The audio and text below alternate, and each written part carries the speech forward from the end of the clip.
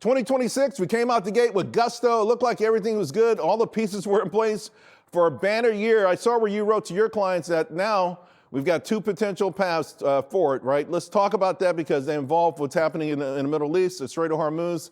What do you think? I mean, we've got some pretty good news coming out right now.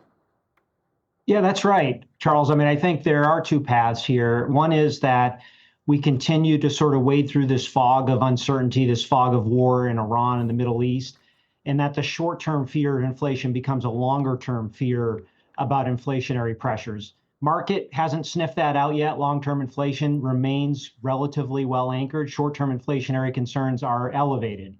And then, of course, the question is how does the conflict impact growth? And I think it's very clear that if this duration of the Iran conflict remains somewhat brief, weeks, not multiple months, there's a better prognosis for the overall economy. We can sort of return to that sort of trend line that we saw the first 2 months of the year, Charles, where we saw a pro-cyclical recovery. The market was up in certain key pockets of the economy. And we're sort of hopeful, of course, that we return to that sort of trend line. And today's market action gives us some hope. But, you know, we're also, of course, as the public always is, 80% of the information coming out of war we're unaware of. So, but let me stick with this for a moment, because throughout the last month since this began, anytime there was a glimmer of hope, we've seen massive moves, big time snapback moves. I think this market is a coiled spring. If we do get the all clear, the official all clear in the next week or so, let's say the next couple of weeks, how quickly will the market respond? How forcefully do you think the market will respond? Yeah, so let's assume that the all clear is something that the Trump administration can live with, that there's some sort of regime transition or change in Iran. We're looking back at the market. What are we looking at? We're looking at, you know, nominal growth that could be at 5% or higher this year, with real growth well above 2%.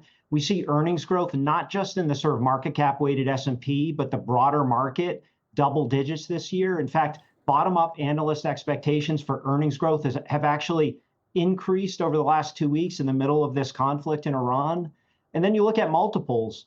You know, the S&P 500 is trading at 20 times multiple with an anticipated growth rate this year of 16%. That's not unattractive. The broader S&P 500, sort of the equal weighted S&P, is trading at 16 times multiple.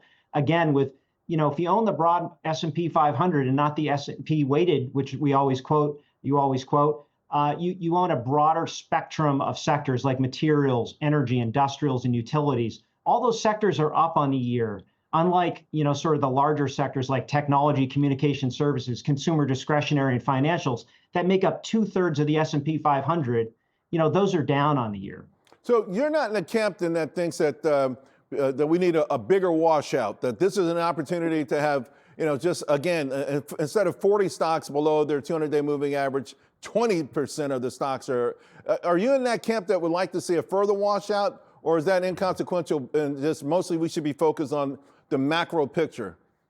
I think the lack of seeing the sort of washout in the broader benchmark belies the reality that within the market, we've seen significant washouts. Software as a service companies within technology down about 25% year to date, for example. Components of financials, like the alternative asset managers, they're down significantly year to date, over 25%. So we've seen this sort of rotation of significant downturns already in the equity market. So no, I think valuations, economic growth, earnings growth can return if the duration of the Iran conflict remains very short, like within the next couple of weeks.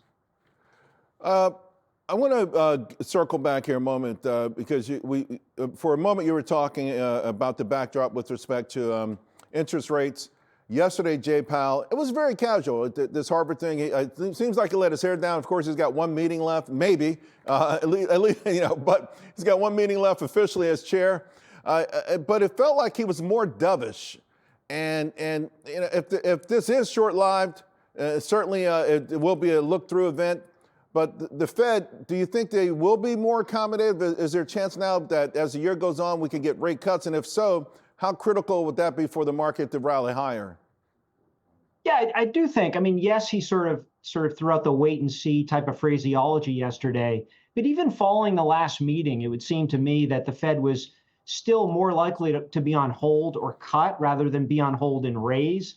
And I think if you look at the sort of the variation of risks there, clearly, he has his eyes on employment and growth. And if you look at the input to inflationary concerns right now, it's energy. The Fed raising or cutting rates cannot really impact the energy picture. So I still think the Fed leans dovish here. I think that's what we sort of heard yesterday from Chairman Powell. And we have another issue, $39 trillion deficit, debt to GDP of 120%. Right.